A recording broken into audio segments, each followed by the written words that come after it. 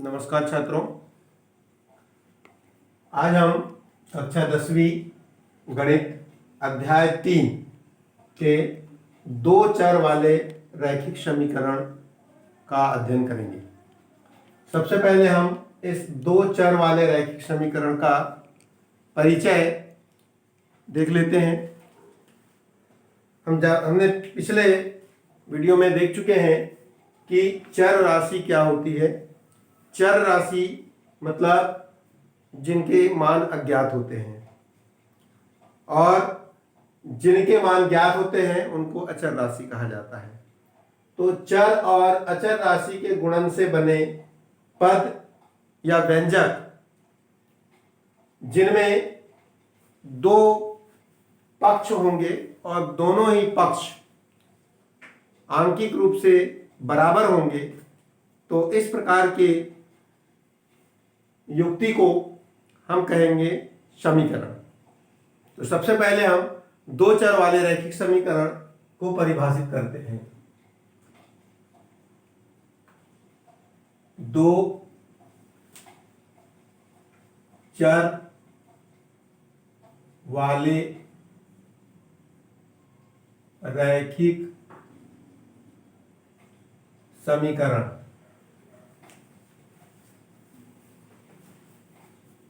दो चर वाले रैखिक समीकरण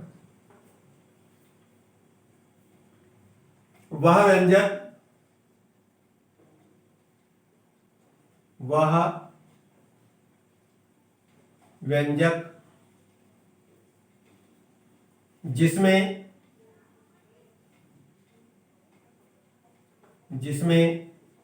दो चर हो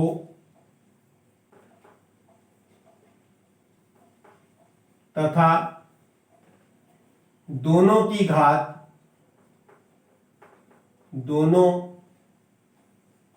घात एक हो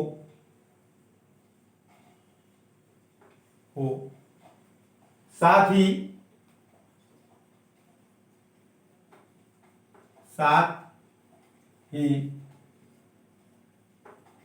उसमें दो पक्ष हो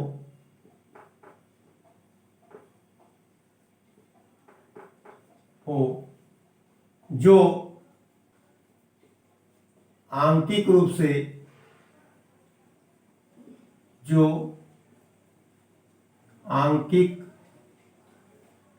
से दोनों ही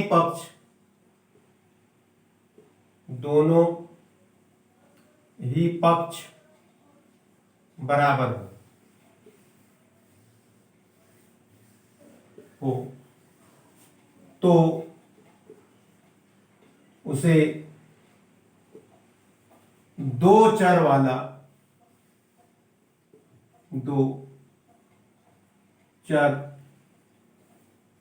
वाला रैखिक समीकरण कहते हैं।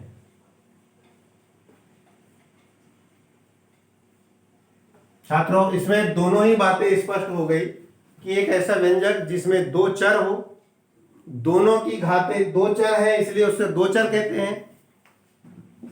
दोनों चर की घातें एक हो इसलिए उसको रैखिक कहेंगे।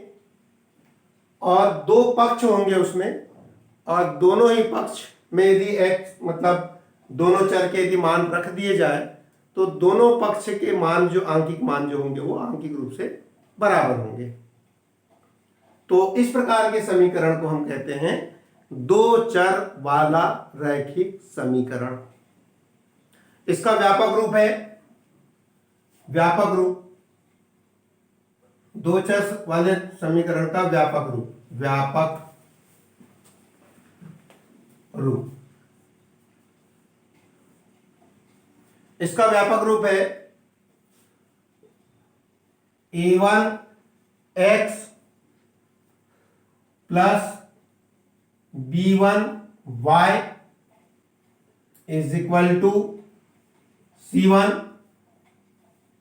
A2x plus B2y is equal to C2, इस रूप में लिखा जाता है।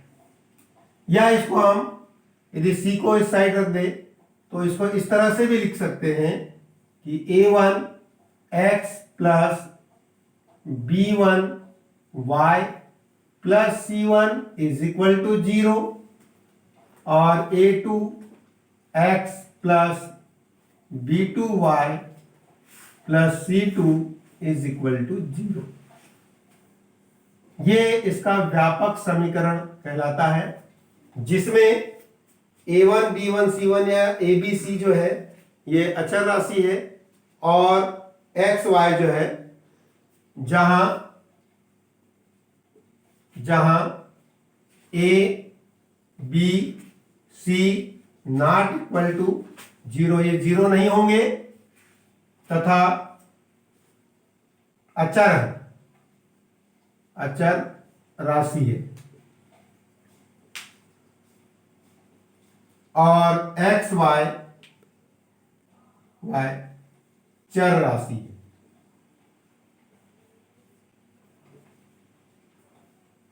तो एक व्यापक रूप है इसका, इस रूप में समीकरण रहेगा और इसको छात्रों इसमें x और y के इनको जो संयुक्त रूप से जो एक निकाय है इसको हम हल करेंगे।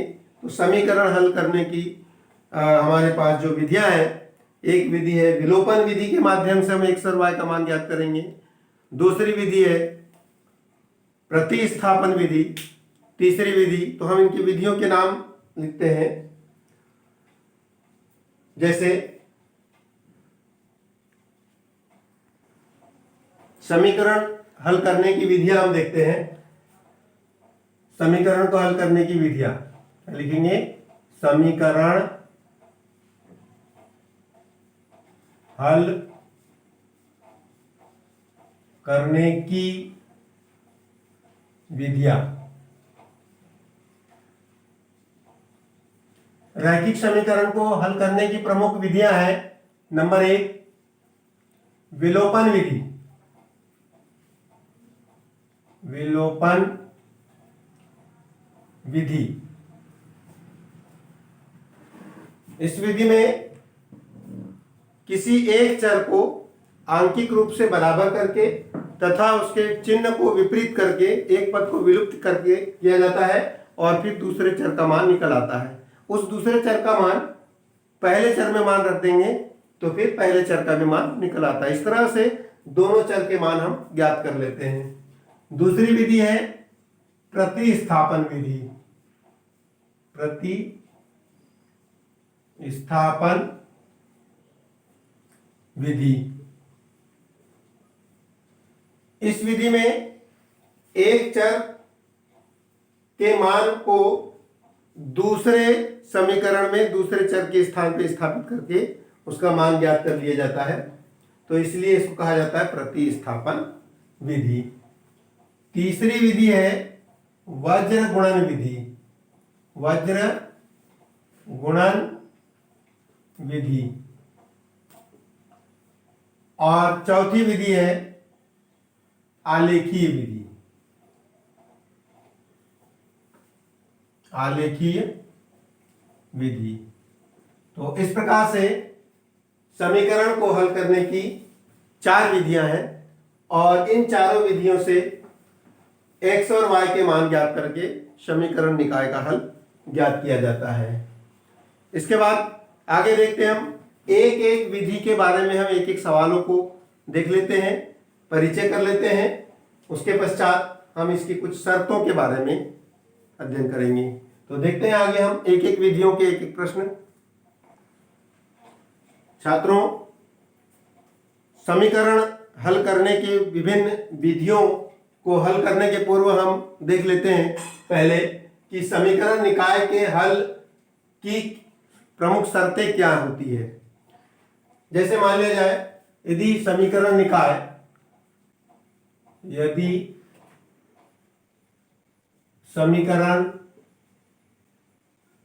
निकाय a1x plus b1y is equal to c1, a2x plus b2y is equal to c2 है।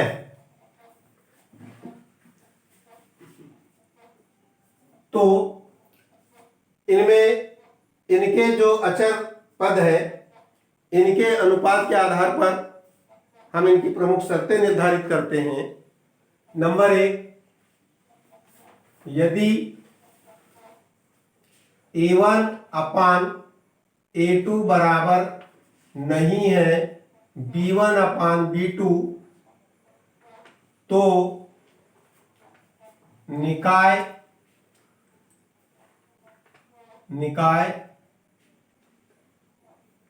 तो समीकरण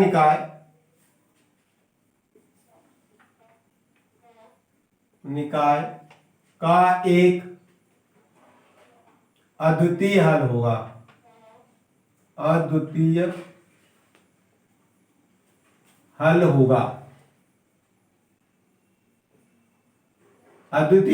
यानी केवल एक हल होगा। अद्वितीय हल का मतलब है केवल एक हल। दूसरी शर्त है कि यदि इसको हम बॉक्स में रख लें इस तरह से, यदि a1 अपान a2 बराबर है b1 अपान b2 के और बराबर नहीं है c1 अपान c2, तो समीकरण निकाय का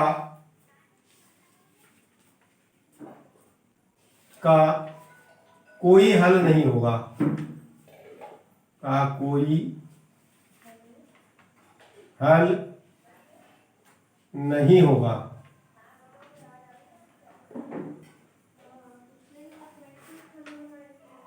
यदि हम इसको ग्राफ में भी देखते हैं तो ग्राफ के रूप में यदि एक हल होगा, यानी कि दोनों रेखाएं एक दूसरे को यदि एक स्थान पर काटती है तो समीकरण निकाय का एक हल होगा कहलाएगा।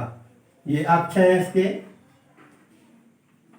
और यदि कोई दो रेखाएं इस तरह से जाती है और तो ये एक बिंदु पर एक दूसरे को काट रही है, इसका मतलब समीकरण निकाय का एक हल होगा।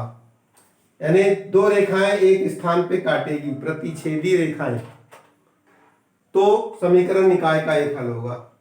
समीकरण निकाय का कोई हल नहीं होगा, यानी इसको हम ग्राफ के रूप में देखें तो इस तरह से आएगा कि एक रेखा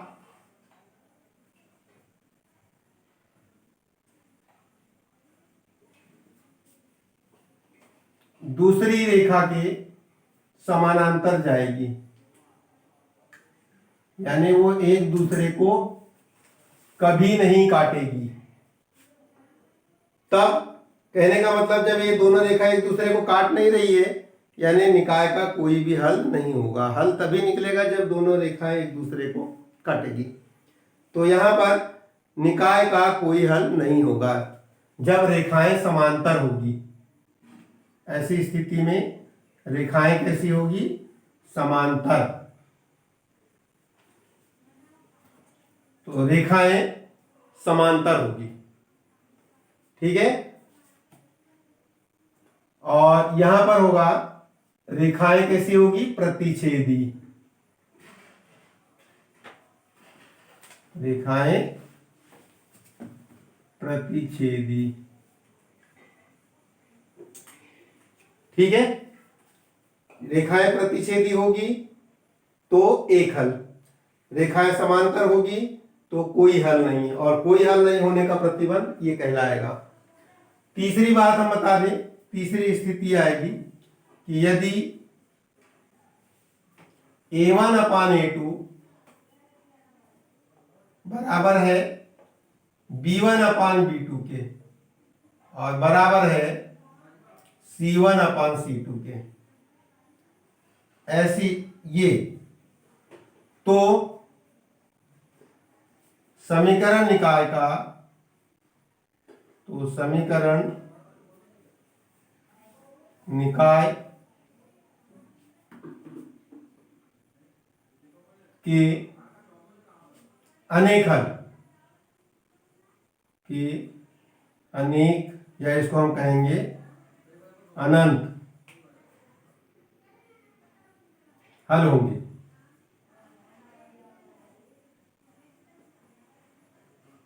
ये अनेक हल कब होंगे? जब रेखाएं, एक रेखा उसी मार्ग पर जाएगी, जो रेखा पहले, ये जैसे मान लो एक्स अक्ष है, ये वाई अक्ष है,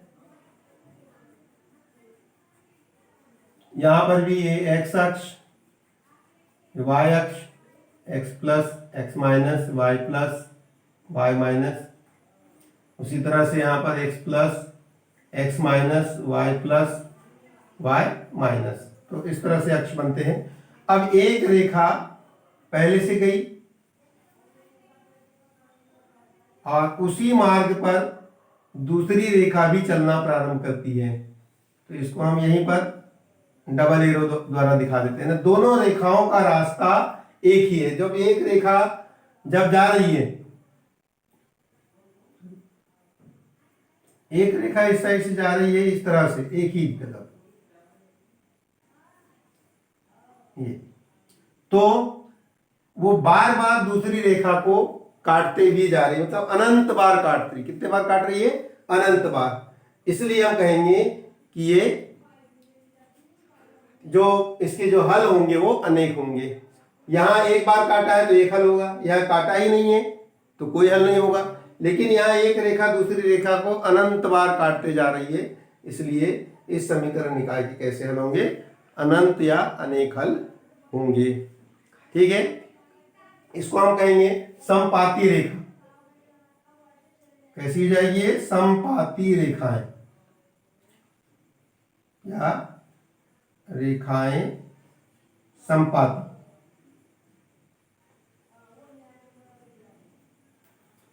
इसको अपन रेखाएं जब एक स्थान पे मिलती है तो इसको हम इसको संगामी भी कहते हैं, प्रतिच्छेदी या संगामी। तो निकाय के एक हल होने के लिए रेखाएं प्रतिच्छेदी या संगामी होगी।